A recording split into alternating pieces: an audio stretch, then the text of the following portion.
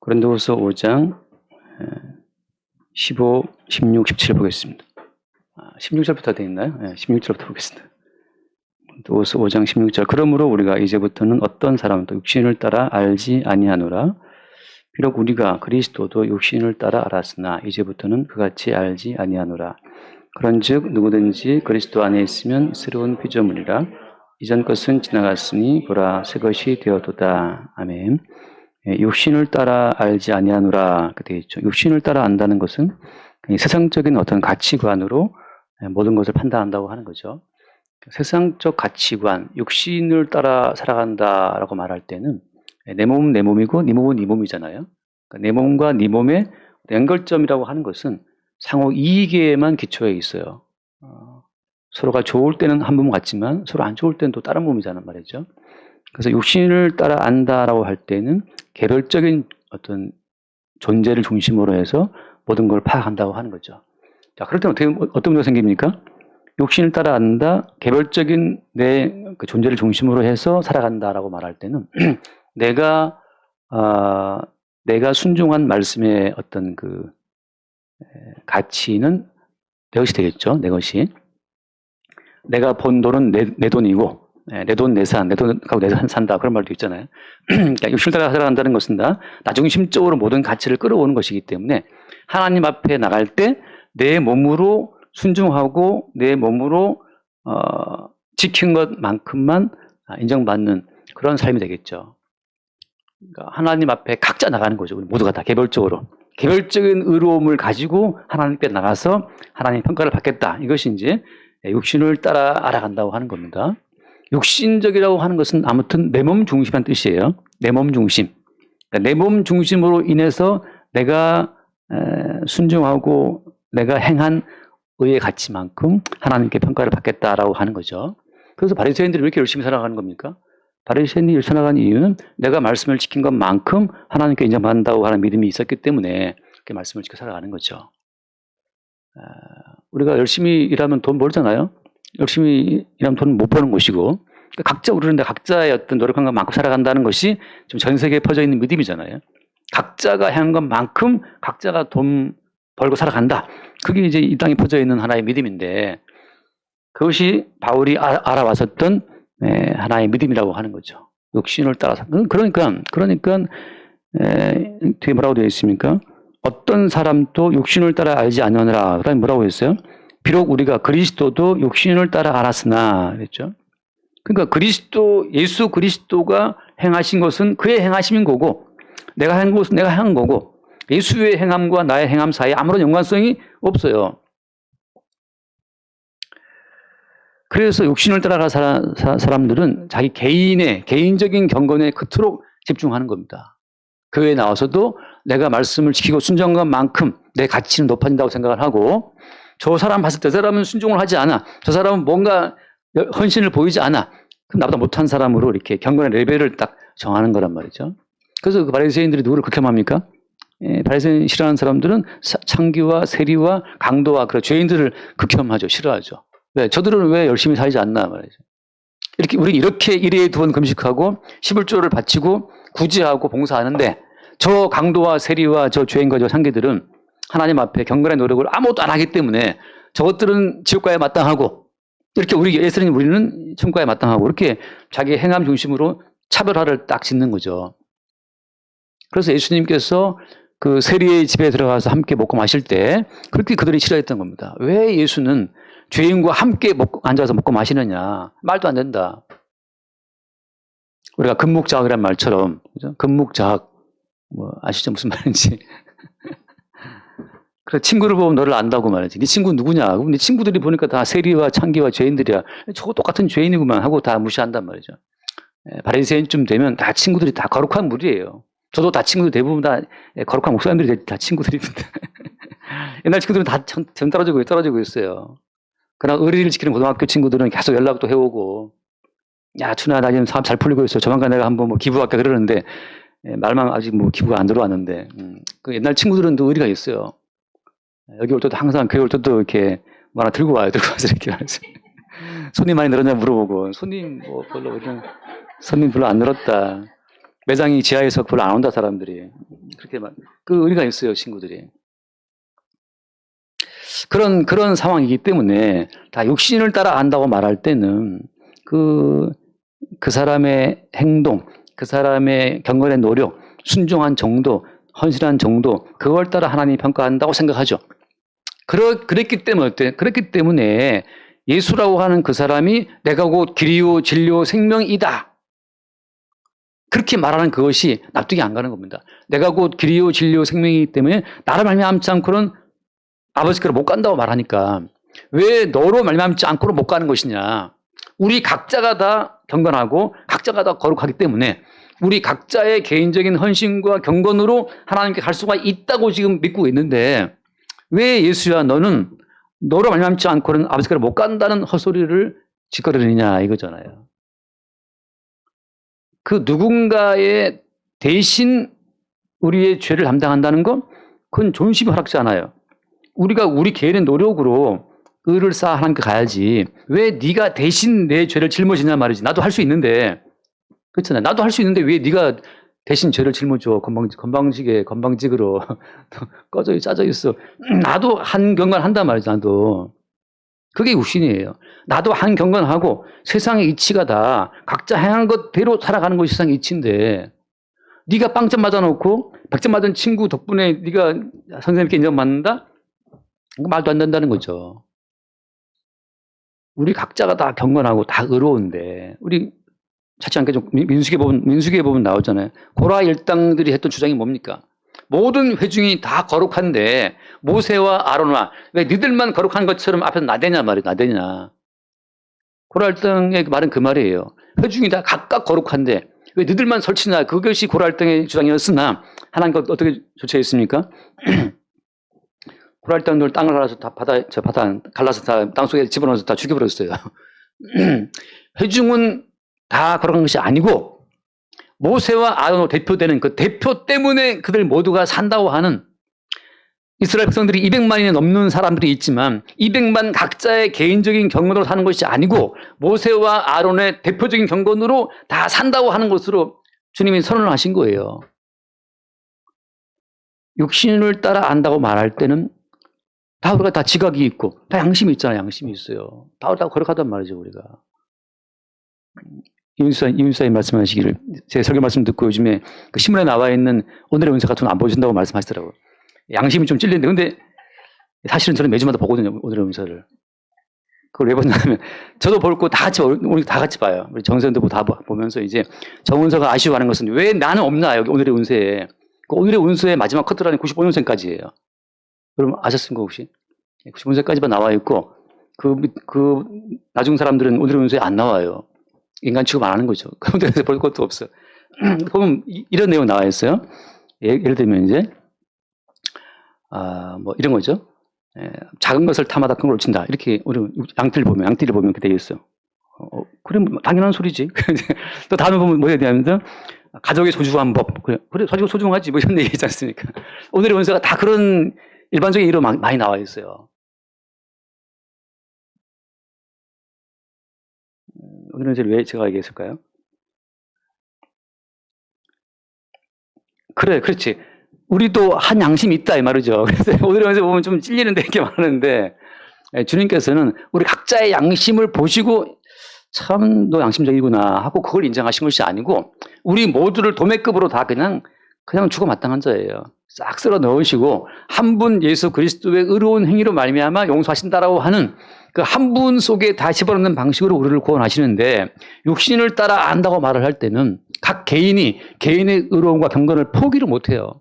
이게 왜 포기 못하겠어요? 왜 사람이 자기의 개인적인 경건의 노력을 포기를 못하겠습니까? 이미 우리는 뭘 먹었기 때문에? 선한 걸 먹었기 때문에. 가끔 가는 식당에 가면 거기 냅킨에 써 있어요. 뭐더라 아주 쉽게 말하면 음식이 곧 이 몸이다 그런 이제 문구가 한자 써 있어요. 선악과를 먹은 우리의 몸이 이미 선악적 가치로 뭉쳐있기 때문에 우리는 선악적 가치를 포기를 못합니다.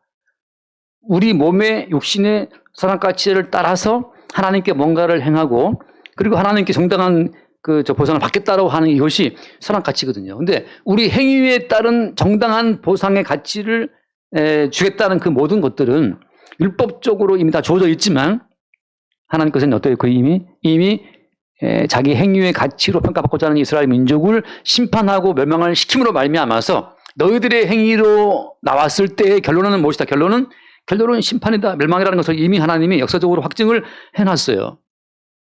어떤 인간도 자기의 개인적인 행위로서는 하나님 앞에 나올 수 없다는 사실을 주님이 선언하고 있다는 거죠. 사도 바울도 예전에 육신을 따라 알았기 때문에 자기 육신의 노력을 최선을 다해서 하나님을 섬겨왔던 거죠. 결과는 뭐야? 결과는 하나님 보시기에 가시체를 뒷발질 하기가 네가 고생이다. 우리 육신의 행함을 따라 하나님께 나가려고 하는 그 모든 시도는 가시체를 뒷발질하는 것처럼 그냥 그 발바닥에 피가 흥건한 거죠. 저렇게 애쓰고 힘쓰고 노력해도 안 되는 거예요. 은장도로 허벅지를 찌르면 허벅지에 피만 흐르겠지. 마음에 이미 교만한 싹터 오를 것이고.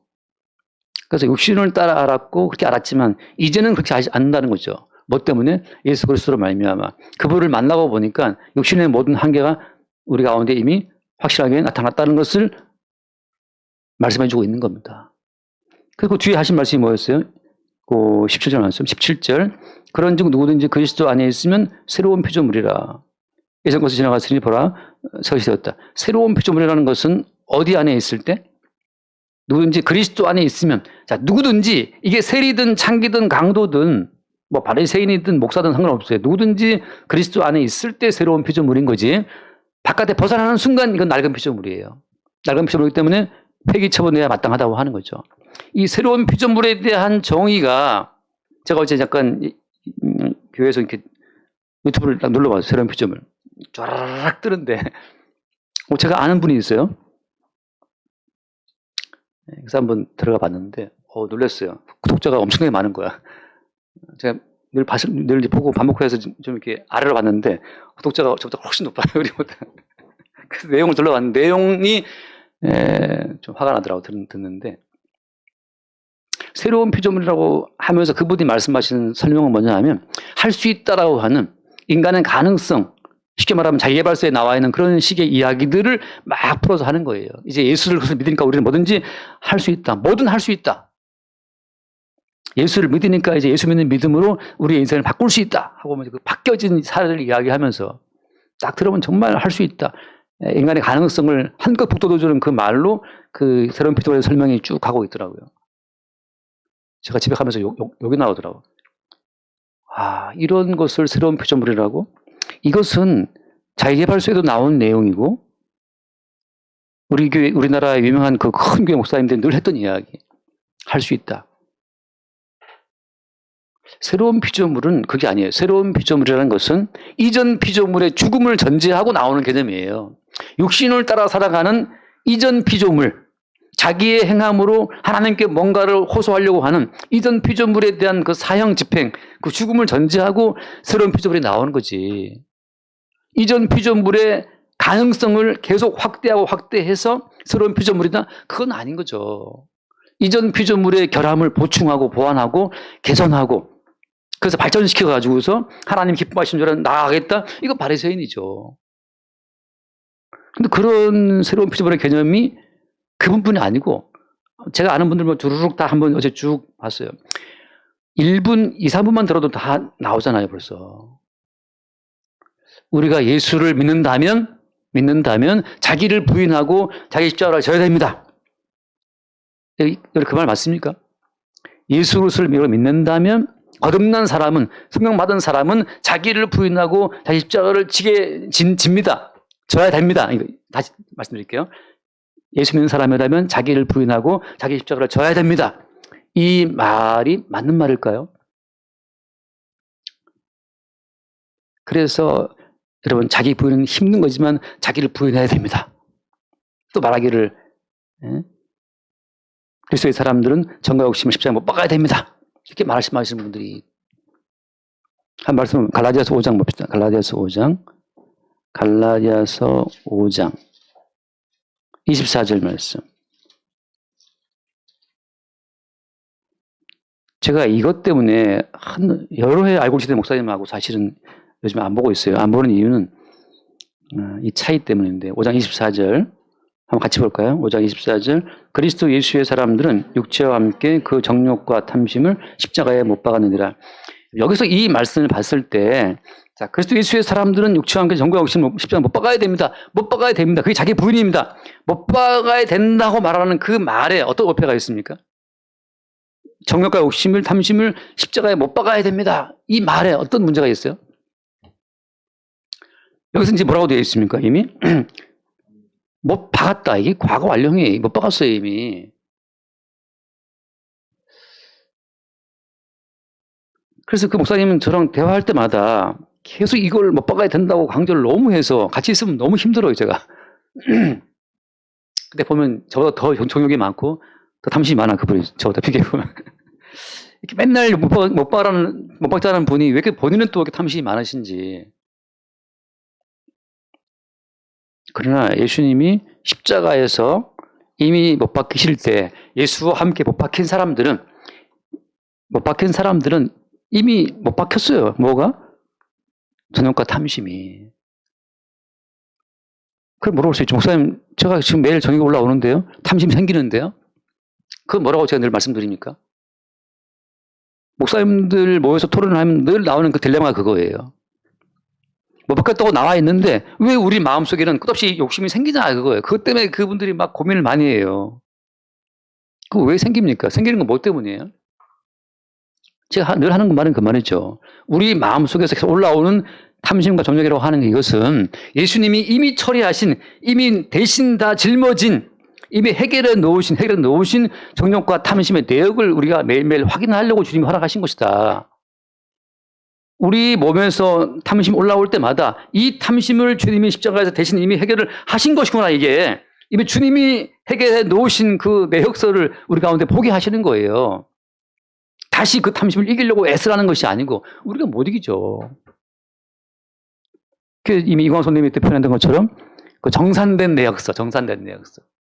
야, 춘아야, 네 속에 탐심이 올라오냐? 그래서 내가 십자가에서 너의 그 모든 탐심의 죄를 짊어지고 십자가에 내가 죽은 것이다 하고 이미 주님이 해결해 놓으신 그 정산 내역서를 딱 보여주면서 아, 이것이 주님이 해결하신 것이구나를 확인할 때 그때 우리 속에 어때요? 찬송과 경배와 예배가 그때 그 순간 드러나는 거예요. 내 힘으로 안 되는 이 정욕과 탐심, 아, 이것을 주님이 대신 담당하신 것이었구나. 아, 어떤 육신이 자기 의지와 힘으로 이 탐심을 제어합니까? 40년 목회를 하면 제어될까요? 저도 목사가 된 지 20년 됐어요. 어제 식사하면서, 야, 나 이제 올해 23년 되면 이제 꼭 20년 많이 되는 해란 말이죠, 올해. 10월달 되면 20년, 많이 20년 됐어요. 우리 딸들이 뭐, 아빠 뭐 기념해야 되는 거 아니야, 기념식. 조촐하게 뭐 한번 하든지. 아무 의미 없지만, 그죠? 의미 없이 하는 거잖아요, 취미처럼. 생일 파티 무슨 의미 있습니까? 초코년마다 지금 매일매일 주고 가요, 날마다, 해마다 우리는. 근데 그냥 재미는 있으라고 하는 거죠. 은규 생일 때 뭐 또 케이크 많이 들어왔어요. 또 초코꽃 또 노래 부르고. 항상 딱 세 개만 꽂아요. 뭘 의미는 없지만 그냥. 그래서 그 어떤 분이 말하기를 새로운 피조물은 날마다 자기를 부인하고 자기의 십자가를 지는 사람입니다. 져야 됩니다. 그러면서 하는 말이 자기의 십자가는 뭐냐? 자기의 십자가는 뭐 남편 때문에 지는 십자가, 뭐 아내 때문에 지는 십자가, 뭐 그런 십자가가 자기의 십자가라도 설명을 쭉 하시더라고. 예수님이 왜 독사의 새끼들아 하고 욕하셨는지 저는 약간 공감이 갑니다. 십자가라고 하는 것은 예수님의 십자가밖에 없어요. 하나님이 인정하신 십자가는 예수님이 십자가만 하나님께서 인정하시고 언약 가운데 계획한 십자가지 우리의 십자가는 없습니다. 그럼 거기서 말하는 자기를 부인하고 자기 십자가를 지어가는 말은 무슨 뜻이냐? 우리는 그리스도 예수의 십자가에 함께 참여하는 거예요. 내가 하는 말처럼 갈라디아서 2장 20절이죠. 갈라디아서 2장 20절 한번 읽어볼까요? 갈라디아서 2장 20절. 내가 그리스도와 함께 십자가에 못 박혔나니 할 때 내가 누구와 함께 그리스도와 함께 못 박혔다는 이것이 자기의 우리 주님 말씀하신 자기의 십자가예요. 자기를 부인하고 자기의 십자가를 지고 따라와라 그 말씀은 이미 나는 그리스도와 함께 못 박힌 자라는 그 사실을 늘 주께서 확인을 하게 하시는 거지. 따로 내가 질 십자가는 없어요. 우리가 뭔데 십자가를 집니까? 그리스도와 함께 못 박혀서 죽음으로써 이미 우리의 십자가는 완료된 것이고 완성된 거예요. 새로운 피조물은 뭐냐 그래서 옛 피조물에 대한 사형 집행. 정춘하는 이미 죽은 거죠. 정춘하. 정춘하의 이름 내세우면 하나는 바로 사형 집행이에요. 이름도 별로 좋지는 않지만 정춘하 촌스럽긴 하지만 더 예쁜 이름 김민준 아우님 더 예쁜 이름 뭐 있습니까?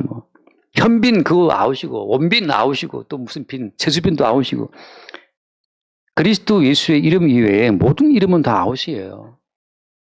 십자가에 죽은 옛 피조물의 이름은 다 아웃이 말이죠. 야곱도 아웃이고 하나님이 지으신 새로운 이름 그리스도 예수의 용서의 은총만 덧입은 그 이름만 하나님이 인정하신다는 거죠. 그 새로운 피조물은 뭐냐? 새로운 피조물은 구약적 그림을 잠깐 봅시다. 새로운 피조물에 대한 구약적 출애굽기 13장 출애굽기 13장 1절 2절 볼까요? 13장 1절 여호와께서 모세에게 일러 이르시되 이스라엘 자손 중에서 사람이나 짐승을 막론하고 태에서 처음 난 모든 것은 다 거룩히 구별하여 내게 돌리라. 이는 내 것이니라 하시니라. 자, 왜 여호와께서 처음 난 초태생을 다 내 것이라고 주장하시는 거예요? 우리가 이 앞에 다 읽지는 않았지만 유월절의 밤에 어린 양의 피를 바른 집의 장자는 살았잖아요. 원래 원래는 죽어야 되는데 어린 양의 피를 바름으로 하지만 어린 양의 대신 죽음으로 말미암아서 하나님께서 살게 하신 아들이기 때문에 그때부터는 소유권이 넘어갔어요. 누구한테로? 하나님께로. 다 내 것이라. 다 내 것이라. 이게 새로운 피조물입니다. 어린 하나님께서 장자를 싹 죽일 때 그때 마땅히 죽어야 됨에도 불구하고 대신 죽은 어린 양으로 말미암아 살아있는 자들 그리하여 그들은 자기의 생존권을 주장할 수가 없고 대신 죽은 어린 양으로 말미암아만 살아있는 자들 그들이 새로운 피조물이에요. 그래서 우리는 지금은 사나 그다음에 죽은 우리가 누구 것입니까? 우리가 주의 것이잖아요. 왜냐하면 이미 우리는 죽은 자기 때문에 이미 옛 피조물이 죽었다는 그 죽음을 전제하고 새로운 피조물인 거지. 옛 피조물이 있는데 그 피조물을 좀 더 보완하고 개선하고 교화시켜서 성화시켜서 바꾸어 나가서 새로운 피조물 되는 것은 아니라는 거죠. 이건 다른 종자예요. 이건 죽어야 되는 거죠. 그 뒤에 말씀은 제가 정말 약간 쇼킹한 말, 볼 때마다 놀라웠던 말씀이고 13장 그 뒷부분에 보면 몇 절이죠? 13장 12절? 12절 봅시다. 12절. 너는 태에서 처음 난 모든 것과 내게 있는 가축의 태에서 처음 난 것을 다 구별하여 여호와께 드리라. 숫것은 여호와의 것이니라. 13절. 나귀의 첫 새끼는 다 어린 양으로 대속할 것이요 그렇게 하지 아니하면 그 목을 꺾을 것이며 내 아들 중 처음 난 모든 자는 대속할지니라. 제가 항상 보고 이게 무슨 뜻이냐 했더니 13절 말씀인데 나귀의 첫 새끼는 다 어린 양으로 대속할 것이요 그렇게 하지 아니하면 어떻게 하라? 그 목을 꺾어라 이 말이죠. 근데 나귀 대속을 왜 해야 돼요? 원래 나귀는 급도 안 갈라져 있고 대속도 못하기 때문에 부정한 짐승으로 취급된단 말이죠. 성경에 나와 있는 부정한 짐승은 다 누구를 예표하는 겁니까? 그건 우리를 말하는 거예요. 우리를. 굽이 갈라져 있지도 않고 우리는. 왜? 우리의 모든 삶이 세상과 구별됩니까? 우리의 삶이. 예배당에 있을 때는 거룩한 가지 나가면 바로 또 같이 휩쓸려 가는데 소처럼 양처럼 책임질 하나요 우리가 책임질을 말씀 여러분 묵상합니까? 예배 드릴 때만 앉아서 끄떡끄떡 하지만 나가면 말씀 묵상하냐 말이죠. 드라마 보기 바쁘고 바쁜데 제가 주부 앞에 또 이렇게 적어놨던 최치롱 집사님이 지난주 로마서 공부 요약한 걸 또 제가 보면서 참 명문이다 생각이 드는 게 너무 잘 쓰셨어요.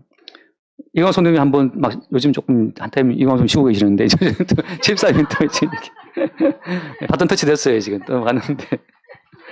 네.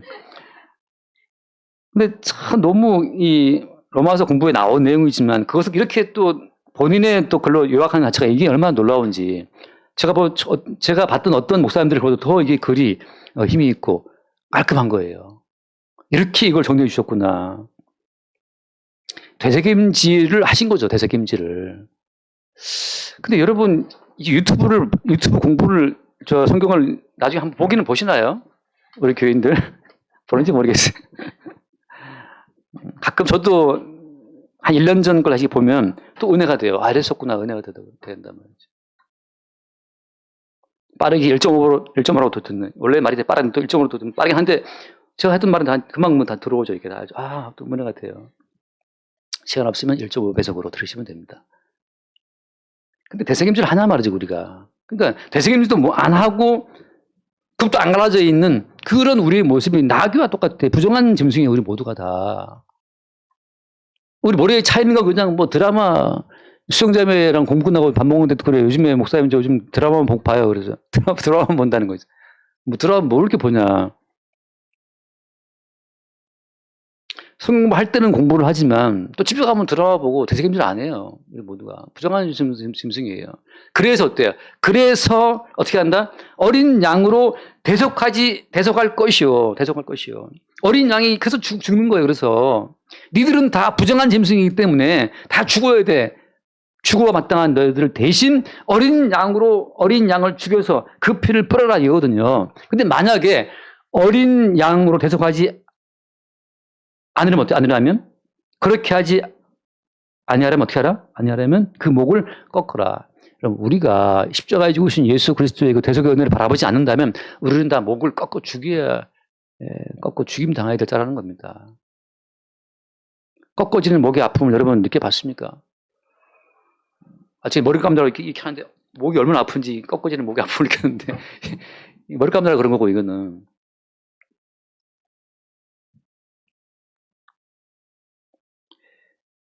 어린 양으로 대속하지 않을 거면 그 목을 꺾어야 될 자들, 개인적인 어떤 의로움으로 하나님께 나가려고 어떻게 깝죽거린다? 이건 다 목을 꺾을 자들이에요. 우리 개인의 경건이 하나님 보시기에 의미가 있겠습니까, 우리가? 얼마나 그렇게 경건한 사람이죠, 우리가? 이미 우리 교회는 다 경건을 포기한 사람들이잖아요, 우리 교회 사람들은 다. 다른 교회 교인들은 막 세례됐다면 막 성경도 읽으려고 애를 쓰는데 우리 교회 교인들은 뭐 그런 움직임도 없고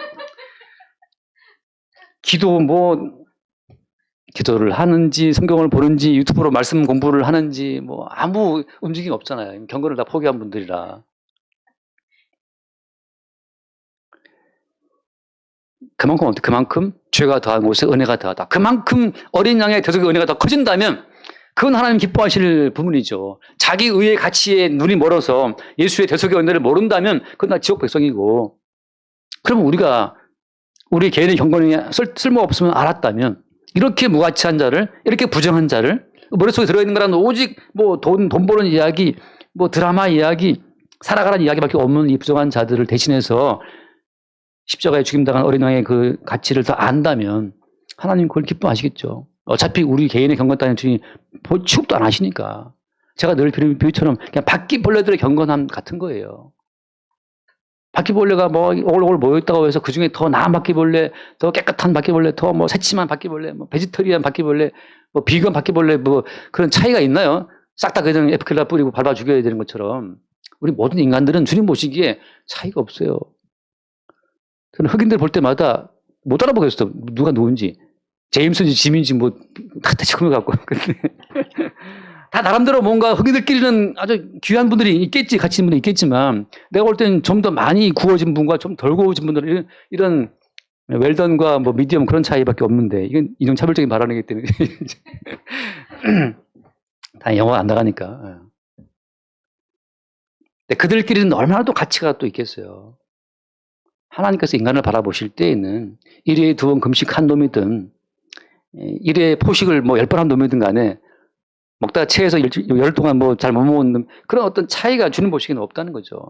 우리 개인적인 경건의 차이를 갖고 주 앞에 나오는 모든 자들을 주님은 인용치 않으신다. 그러니까 새로운 피조물은 뭐냐? 나귀처럼 부정한 짐승인데 마땅히 꺾어져야 될 목을 지르고 있는 교만한 자들이지만 어린 양으로 대속되어 내가 살아있다고 하는 것을 아는 자들이 새로운 피조물이죠. 그러니까 밥 한 끼 먹는 것도 어떻습니까? 어린 양의 대속의 은총에 근거해서 먹는 밥이기 때문에 그건 새로운 피조물이 먹는 밥이에요. 근데 본인이 경건함으로 살아가는 자들이 할 것 같으면 자기 의에 근거해서 주어진 어떤 결과로 먹는 밥이라면 그게 주님 보시기에 가증한 겁니다. 네가 하나님 앞에 너의 의로움으로 요구할 것이 무엇이 있다고 그 의로움의 근거를 두고 뭘 요구하냐는 거죠. 성경에서 말하는 새로운 피조물이라고 하는 것은 대신 죽은 예수 그리스도의 희생 안에 있는 자, 예수 그리스도의 이름으로만 존재하는 자들이 새로운 피조물이지. 거기에 인간의 사적인 의로움을 섞었다? 그건 새로운 피조물이 아니에요. 육신을 따라 알아가는 육신을 따라. 잠깐 우리 말씀 하나 봅시다. 고린도전서 2장. 고린도전서 2장.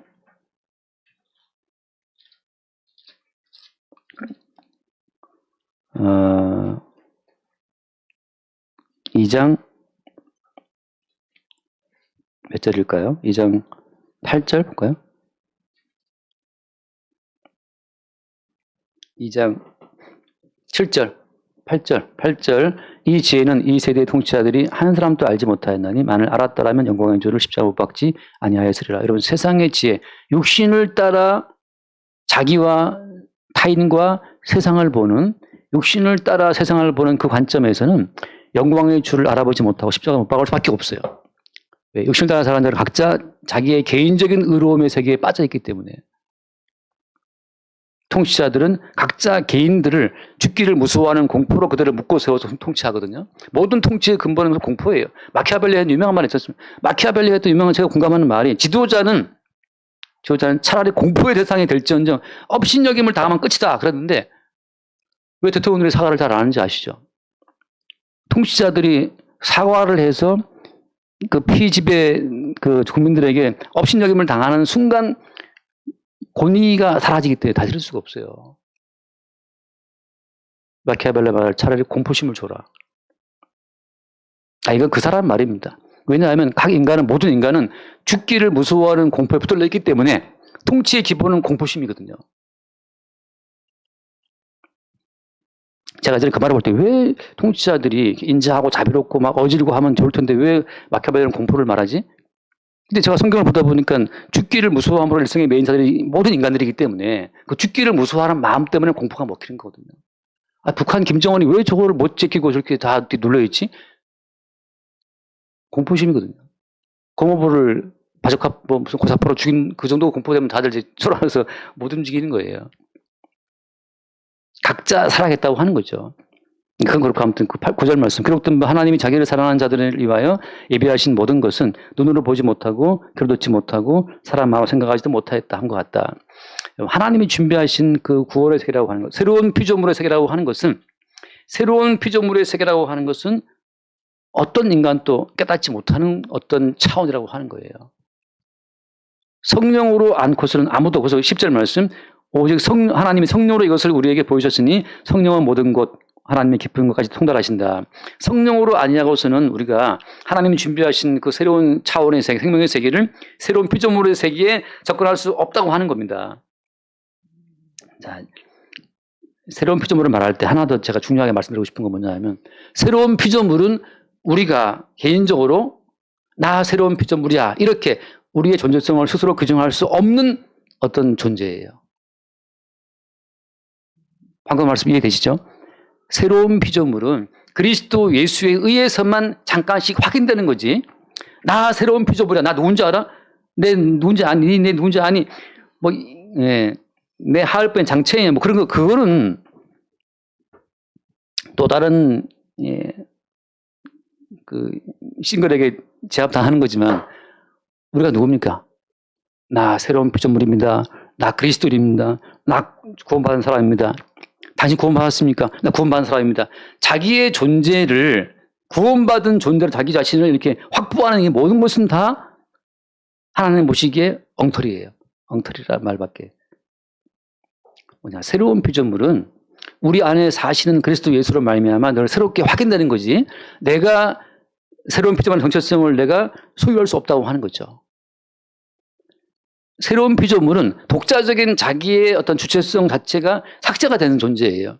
그리스도 예수의 일부로, 그리스도 예수의 지체로, 혹은 그리스도 예수의 신부로 존재하는 것이 새로운 피조물이지, 독자적인 존재성을 하나님이 그들에게 주신 적이 없다고 하는 겁니다. 그래서 아까 말한 것처럼 어린 양의 피를 설주와 연박에 바른 그들을 보고 하신 말씀이 뭡니까? 너희들은 내 것이다. 여호와의 것이다. 사나주나 우리 그리스도의 것이다. 그리스도의 것이라고 어떤 그 영어로 말하면 thing인데 그리스도의 것으로 우리가 불림 받는 거지. 인격체로 자신을 인식한다. 이것은 이미 주께서 만드신 본래의 인간하고 달라요. 주님께서 창조하신 본래의 인간은 독자적인 인격성을 주장할 수 없습니다. 제가 늘 하는 말씀처럼 I am who I am이라 말할 수 있는 분, 존재로 자기를 말할 수 있는 분은 주님밖에 없어요. 주님만이 어제나 오늘 영원토록 동일하신 존재고 나머지 우리 모든 인간들은 어떻습니까? 있다가 사라져요. 그것은 뭘 말하는 겁니까?